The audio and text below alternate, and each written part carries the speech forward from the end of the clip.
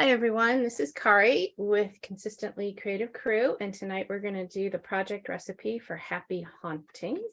And before we get started, I just want to remind you of the items that you're going to need for this layout. You need 2 sheets of paper for the base, and you can choose a designer sheet of paper or cardstock.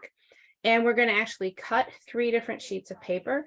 And in the sample that both I did and that CM provided on the handout, they used 1 designer paper, 1 colored cardstock, and 1 white piece of cardstock. And as you can see with the spider webs here, the white contrasted very well with my very dark background. If your base paper is light, you might want to choose a darker color for your punch. And so instead of using white. The tools that you need is a frame punch, and you can use whatever frame punch is going to coordinate with your layout. You also need the custom cutting system, and the size for this one is the small circle with the red blade, and of course your trimmer and adhesive.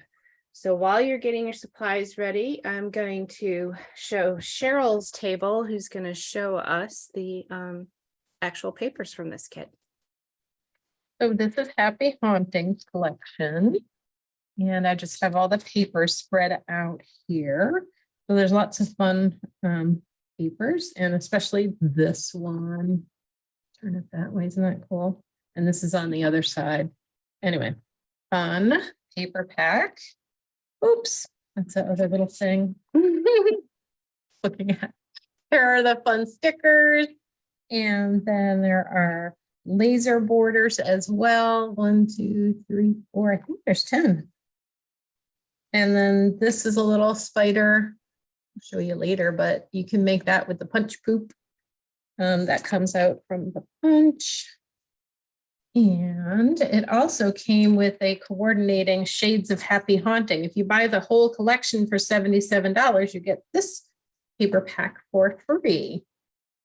Just real quick, show you this little layout that I made using the different elements of that collection. All right, so now we'll go to Kari's table. That's really it turned from Halloween into winter. It did. It did. Isn't that amazing how that happens? That's so exciting and fun. So I decided, since I did the layout originally in Halloween, that this time I wanted to use the snowflakes punch that we had come out last year and just do something a little bit different, but the process is still going to be the same. So I'm using polar lights for my paper. So again, we need 2 sheets of paper for the base, and I have chosen these 2 darker shades, which they look like they have like a teal flocking on it. And then I'm going to use this for my designer sheet that I'm going to cut. And notice on mine, I've got these polar bears on it. So I'm going to want to pay attention when I'm cutting my strips that my polar bears are all going the right way. The other side of the paper doesn't matter so much. And I selected one of the new colors of cardstock to go with this. And this is this Island Waters. All of you who know me know I love diving, and this color is just going to be perfect for so many things, but I thought it went really well with this Polar Lights collection. And then I have a white sheet of cardstock. So again, 3 sheets that we're actually going to cut.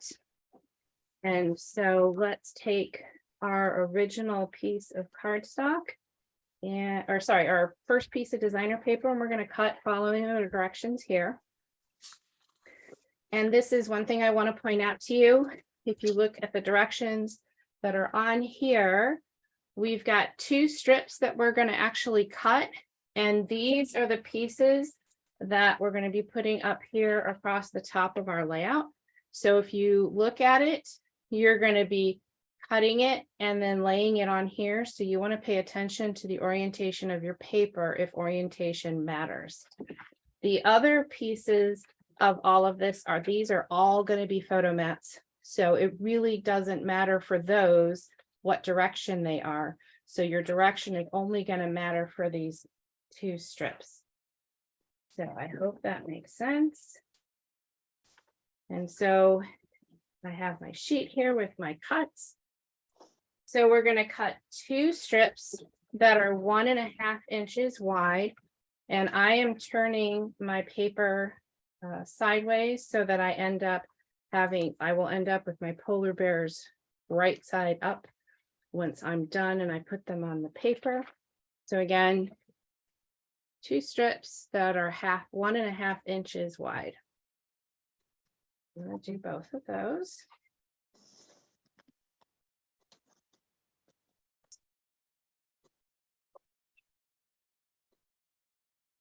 And then these 2 strips, we're going to end up trimming them into an 8-inch piece and a 4-inch piece.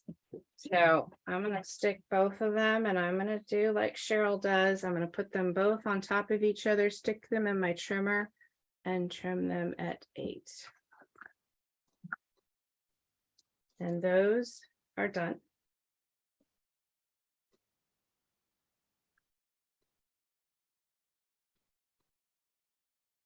Then the next strip we're going to cut is a 4-inch strip to make 3 photo mats.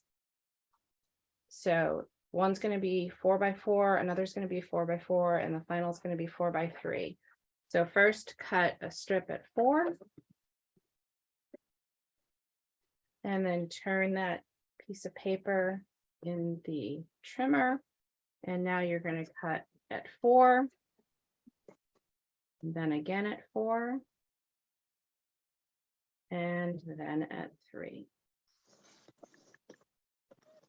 And this little piece is going to be scrap. You don't need it, but these other pieces are going to be photo mats and journaling blocks.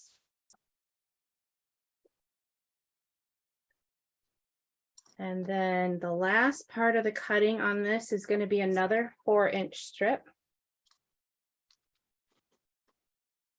And this time we're going to cut 5.5-inch mats. So those are 2 of them. And that actually goes right up to the edge of your trimmer. So you can line up the sheet of paper at the edge. So 5.5, 5.5. And then the little piece on the end is excess and going to be scrap. So that is all of the first sheet of paper to cut.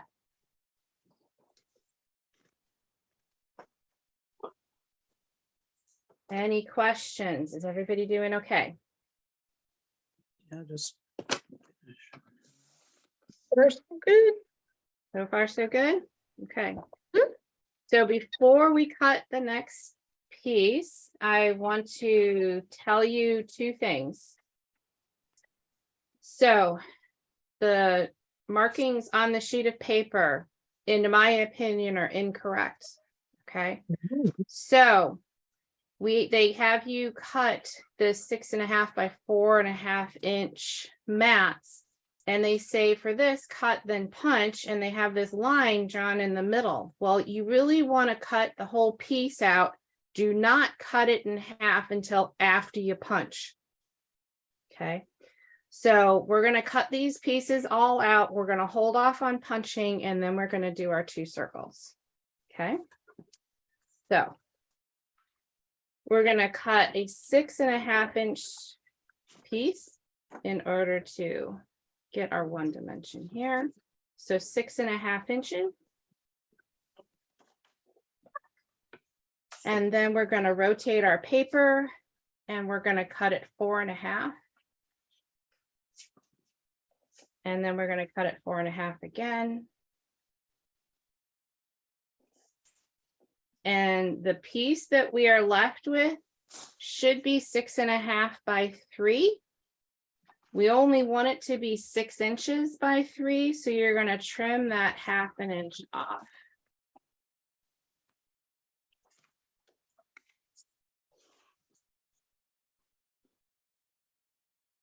So you should end up with 2 mats that are 4.5 by 6.5 and 1 piece that's 6 by 3. We're going to punch that, but I'm going to wait and do those punches all together at the end. So you can put that aside or just put it in your stack. We don't have a lot of sheets of paper, so it's probably not going to get in your way.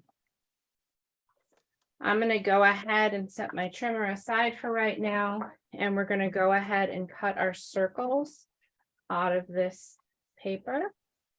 So you need your mat. You need the smallest circle pattern, the red blade, and you're gonna be going on the outside. And you only have to do 2 of them, and you've got plenty of paper. And using the red blade, the blade is pretty close to the actual template, so you don't need a ton of space.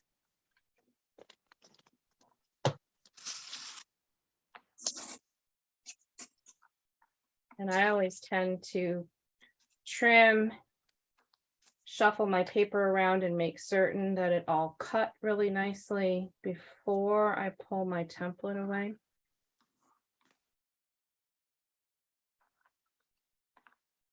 And I know a lot of people always go clockwise, and then when their blade gets dull, they start going counterclockwise. Some people mix it up. Do you guys cut your circles in the same direction all the time?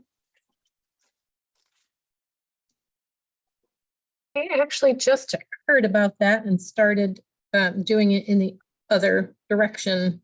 Yep. I tried to, if I like when I cut 2, I cut 1 and then I cut the next one in the other way. Right? Because I actually did need to buy a new red blade. And I was like, I think it's because I never did it the other direction. The other direction? Yeah. So on my new blade that I just got, every time I use it, I try to do 1 in each direction. All right. And I think a lot of us don't even pay any attention until our blade starts getting dull. And then we're like, oh, wait a minute. Mm-hmm. Okay, so that's our first 2 sheets of paper, other than the one that we're going to punch. But again, since we're going to be doing some more punching, I'm just going to, on the frame, I'm just going to wait. The next piece of paper, which I'm using white cardstock, the instructions here have us punch a border, then cut. So I'm going to do both of those. So since I'm using a frame punch, there's a couple of different places to line this up. And I know Colleen helped me out by posting a video on Sunday about reminding us how to use the frame punches. So when you're using a frame punch, you can line up the sheet of paper with this silver line that's on the plate, or you can line it up with the black line that's on the edge of the punch. And for what we're going to do right now, we're going to be punching a border. And so we're going to line up the edge of our paper with this black line on the punch. Now you could definitely, for a border, line it up differently. You're just going to have to come back into the paper, put it back into the punch a little bit differently and line it up, which you definitely can do. It's more important for the frame that you do it the other way. So I've lined up the edge of my paper with that black line on the housing, and I'm going to punch, and then I'm going to shift it down. I'll line it up with the printing on the plate, and then shift it down and do that all the way across until I've gotten to the end of my paper.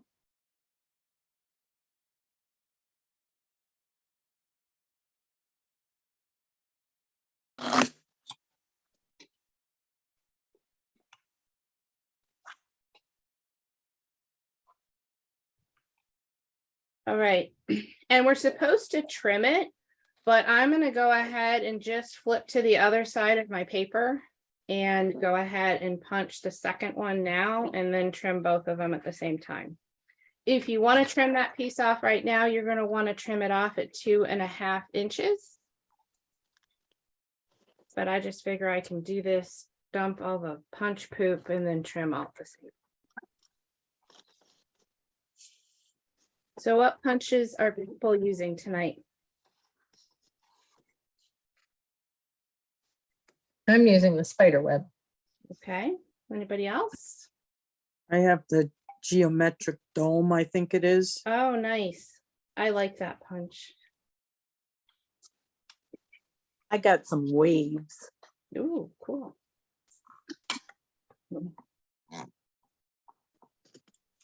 Okay. So I'm gonna dump all of that. And part of the reason I use this piece of cardboard covered with parchment paper is so that all of those little tiny pieces can be dumped really easily. This is so pretty the way it is. So both of these borders we want to be 2.5 inches wide, and now and that's because you're going to be layering some stuff on top of it. And again, remember when you're aligning this, you want the tip that is the farthest, sticking out the farthest, to be lined up at 2.5 inches. So on some of the punches, it's consistent. So all of the little tips that are sticking out will be all touching the 2.5 inch line, and some of the punches don't actually have all of the tips touching that 2.5 inch line. So I'm going to trim this one at 2.5. And then I'm going to flip it over to the other end, the other side where I punched, and do 2.5. Set those aside. How are we doing on those punches? Good. Right. All right. So we're gonna do a 1/2 inch strip, and this is what they used for these little journaling pieces down here. So I'm gonna do that 1/2 inch strip now before it gets too difficult to do. So the 1/2 inch mark is the solid line on our trimmer past the cutting mat. So if you line the edge of your paper up with that, you're going to have 1/2 inch. And now you want to have 2 6-inch squares out of your remainder. So you should end up needing to trim just a little bit off of the edge of your sheet, because mine is just a little bit wider than 6 inches, but that also kind of depends on how your frame punch went. So I have this little tiny narrow strip. So I want 2 6-inch squares that we're going to end up punching. And that is all of the cutting you're going to do. So you can put your trimmer away.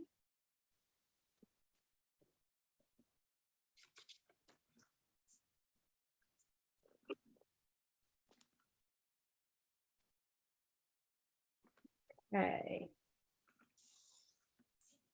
So for punching, we're going to punch the 6x6 squares on all 4 sides. The other piece that was in our other color cardstock, we're only going to punch on 3 sides. And I pulled out a piece from my purple so you could see this is what we're going to end up trying to have at the end of our punch for this little 6x3, and then we're going to cut it in half. So if you're remember how we do these frame punches, you end up putting it in, and you're going to line the edge of the paper with the silver line on the tray here. So you're going to slide it in, line it up with that line, punch, slide it down on this, and have the pattern match up.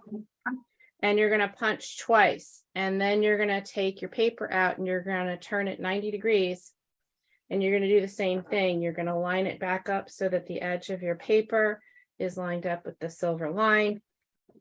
You're going to punch twice, and you should have this little square piece fall out. And then you're going to do the same thing.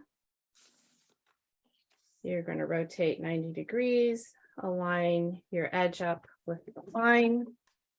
And I've got another square. And get down once, And then finally, the last rotation.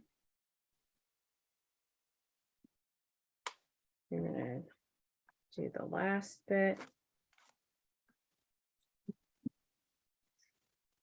So depending on what your punch is, you're going to have something that looks like that and 4 little squares.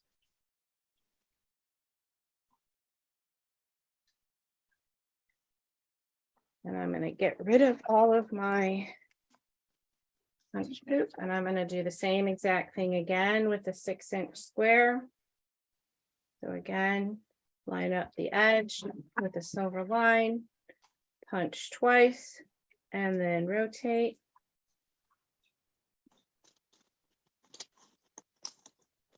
Line with the silver line, pull out your square, punch twice, rotate.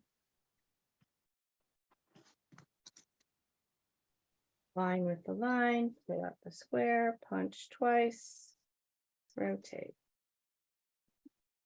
And then one more time.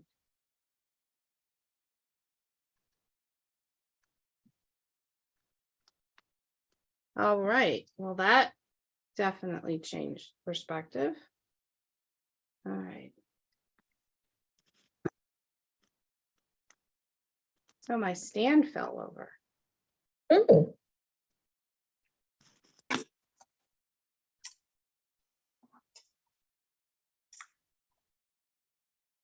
Okay. Now we're back in business. Sorry about that for those of you watching the video. Okay. So you should have your 2 squares punched.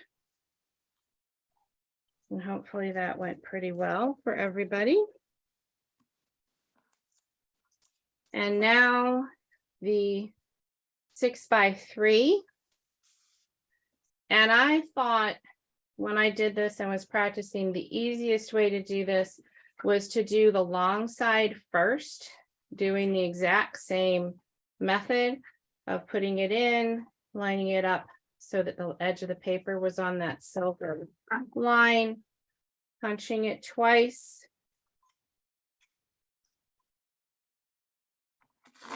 And then rotating. Then you're going to do the same thing, punch once though. And then I flipped my paper over because I really liked lining it up on this right-hand side and like that. Okay, and then you should be done with your frame punch. And now we're ready for assembly. How are we doing? Still punching. Still punching. Okay, did I go too fast? Or are you pretty close? I'm still punching the second 6-inch square. No problem then. You're good. so I use designer paper to do mine, so I was able to punch 2 at the same time of the 6-inch ones.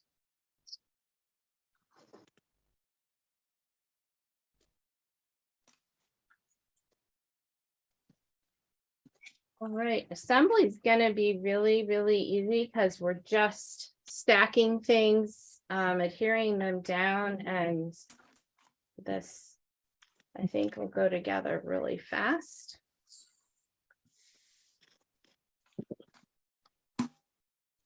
But I think it's really cute.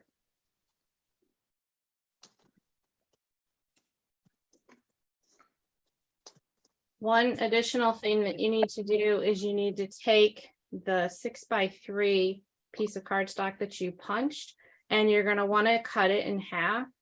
And I'm going to recommend you use whichever edge or side of the trimmer is you're most comfortable with. I like bringing mine down to the bottom here and then aligning the dotted line right in the middle of between what I've got here. The same thing is true with what I had with the spider webs, I can align that dotted line up really nicely when the trimmer, on the edge of the trimmer that's closest to me. And then you're just gonna cut it in half. And this doesn't have to be perfect. You're not gonna end up seeing that part of it. So, you know, if it's not perfect, it's okay.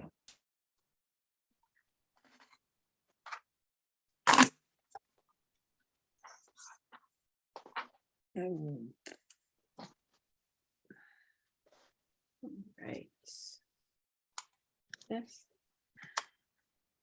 You know, no matter how organized I am when I start this, it seems like I lose all of my table space as I'm shuffling, moving things around.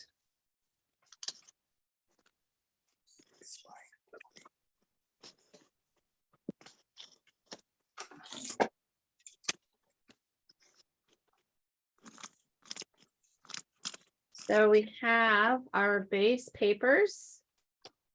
And since both of these sheets are going to be mirror images of each other, what you do on the right, you're going to do on the left.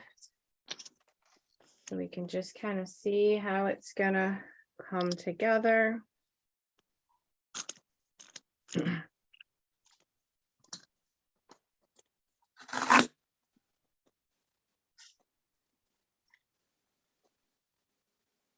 And I didn't do that right.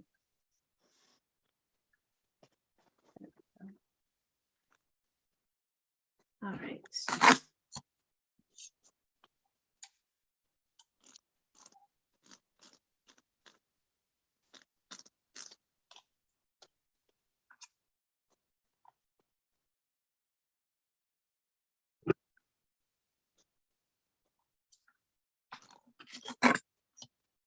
So depending on which one you have, and I think I led you wrong on this one side.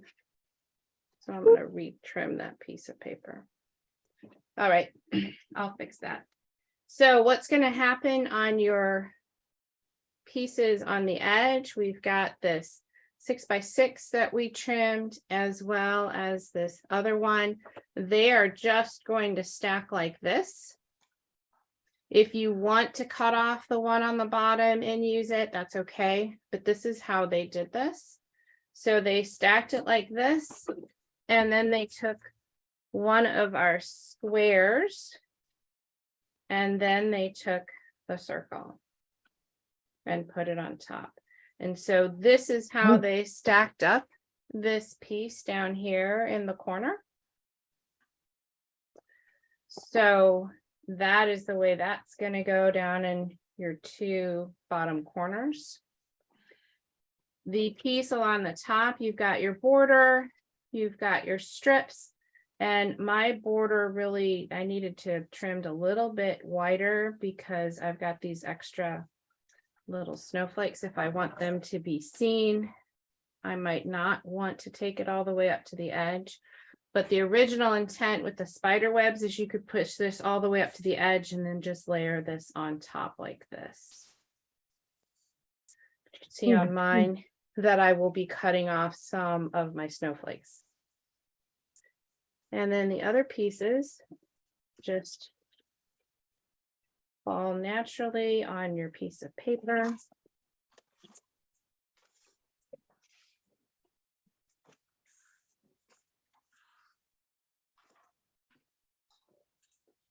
This.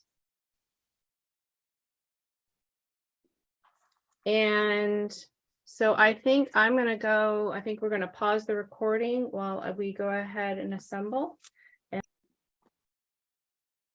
Okay, so when we paused the recording to finish up, I realized that I had not talked about these journaling pieces over here. So we had a 12-inch strip. We cut it into 3. So each of the pieces are 4 inches long. And then you can put them on your sheet however you would like. And one other thing that I noticed as I was assembling mine, that in the first layout that I did using the spider webs punch, this punch is the mirror image. When you kind of cut it in half, the mirror image is identical. So the right side is identical to the left side. Where the snowflake punch, if you kind of imagine cutting it in half, the right side is not the same as the left side. You've got a large snowflake on the one side and a smaller one on the other side. And so when I went and did my 6 by 3 inch piece, I really should have continued rotating my paper the same way as I did that, because otherwise I ended up with one piece that worked on my paper and set nicely on top of the other border, and the other side did not. So I think the only punch that I know of that's a frame punch with CM that is not symmetrical on both the right and the left sides is the snowflake punch, because I think the geometric frame, the dollop frame, the floral ones, I think they are all symmetrical. So the only one that you really have to be careful when you're doing the 6 by 3 inch piece is going to be the snowflake. So I went back and did that. And the other thing I found with the snowflake is that this border up here at the top, this piece, when it was 2.5 inches wide, hung down a little bit too far. And then that pushed this piece down too far and into my frame. So what I ended up doing was I kind of mounted it where I wanted it to be. And then I trimmed the little bit off the back, and it was like less than 1/4 inch. So if when you go to assemble yours using whatever frame punch you're using, and you find that things are just not lining up, or you need a little bit more space, you might have to trim this a little bit up at the top. So that's kind of the end of this one. I'll come back and show you. So here was the Halloween version. Again, this was using trick or treat paper from a number of years back. I had a bunch of it left over, so I thought it would work out really nicely. And I think it's a really cute and adorable layout with the spider webs. This one, I used our current polar lights. I think it's also really adorable. So this was Happy Hauntings project recipe. And I think we have some other people who can share theirs. So let me go ahead. Cheryl, I'll replace yours. Ready? That's really cute. Thanks. Yeah, so I still have obviously to put some embellishments on, and I did a little bit different because I had the bat border maker cartridge that I wanted to use across the top. So also when I used this, just as you said, I had to trim because this was going to go underneath of here. Right. The spider web was going to be under the bats. So I just trimmed off the extra and just slid it under there. That looks really obviously cute. need to embellish a little bit more, but I really like the way this is done and the way they had us do this color here. Mm-hmm. But that was very clever. So Looks nice. Does anybody else want to share theirs while we're on the recording? Yeah, Sure. I can share mine. Okay, we'll come over. Oh, that's cute. That's the geometric frame punch, right? Yes. That's very cute. Cute. And the Nice. paper it was something that's quite old. Better Together designer Oh, yeah. paperback. Oh, Yep, yeah. yep. Yeah. Nice. Very nice. Very Mhm. cute. Mhm. Nice. And I'm done with mine. Okay. Ooh, So I have Cool. it. I was able to still cut it out. I Oh, use yeah. sparkle paper, nice. That's very and I cute. just have to put my stuff on there. Nice. You Good. said you were Nice. using the Cricut to do your spider webs, right? And I did. I did Nice. the Cricut. Awesome. Good job. Looks great. That looks fantastic. Thank you. Awesome. So next week we were saying, or actually next month, we were talking about possibly doing a recording for, it's going to be, what is it, the 15th of December? So we thought maybe the project recipe we would record for you, and then you can watch it at your leisure. So that's what we're discussing. So So stay tuned. There'll be updates on the Stay Facebook page. tuned. We'll let you know. Oh, thanks So- for joining us and thank you, Kari. Any other announcements? I think that's so good. everything. So I hope you enjoyed the project recipe and we look forward to seeing you next time. Thank you.